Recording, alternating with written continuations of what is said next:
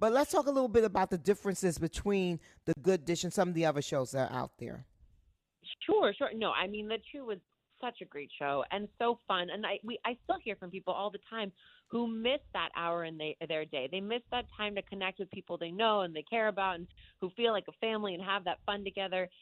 And we absolutely, Jamaica and Gail and I have the benefit of, and this is something that's so unique. Like, I don't even know that it's ever been done before. Like, we've been friends and colleagues for years. Jamaica and Wow. I met way back when in the beginning of the Chew, and Gail and I right around the same time as well.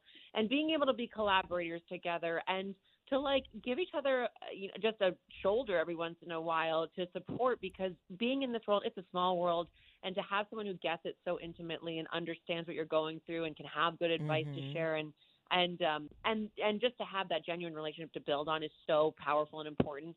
What's different about this show is it's really cool to have an all women team in a different, obviously we have lots of guests coming through. You mentioned two great guys who stopped through recently, and Yeah. we will have all that wonderful energy coming through the kitchen. But it is an amazing like sisterhood that you see. Our executive producers are women. We just have this Wow. sensibility around like women in the kitchen that is a just a very nurturing experience that I think people are craving that connection. I think people are craving that soft spot of just like, come give me a hug, make me feel good in the kitchen, help me like do it a little better, support me if I'm on my own doing it alone. Yeah. And definitely, we launched the Two back in 2011. And so just, my own personal experience, thinking back to then, thinking about now, 2022, launching this show again with a thought, the filter being food that brings us together, but everything else around it really being so different. The world Yeah. having exploded Mm-hmm. in interest in terms of the interest in food content, the interest in lifestyle content, and like what little Yeah. things can I work into my daily life that's going to make me happier, make me feel like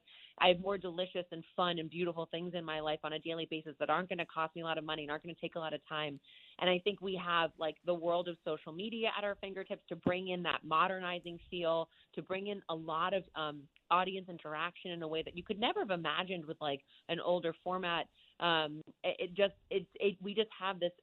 I think TV still is the place that people come for continuity. They come to really connect with people. They see you day after day. You share lunch together day after day. Yeah. It's a different feeling that you have of just people being real, especially daytime. Like you're getting the real person. You know what I mean? Yeah. Yeah. And but to You have but to that be able to connectivity. straddle, yeah, yeah, and to be able to straddle that TV mentality with the modernity of like all the cool new stuff happening in food, and the globalized feeling of food, like everything's at your fingertips. Dumplings, Ethiopian food, Vietnamese Mm-hmm. food. You can have everything happening all at once, which I think is really cool.